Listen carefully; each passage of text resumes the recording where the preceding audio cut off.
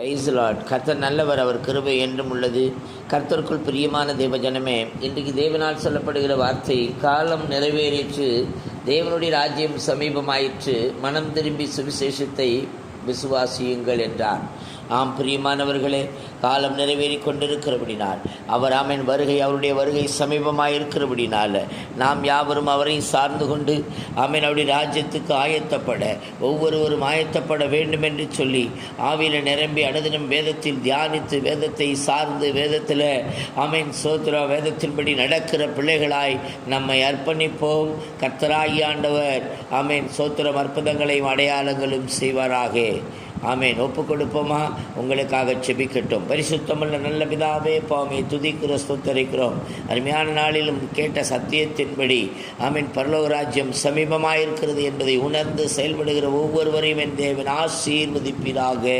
ஆமென்.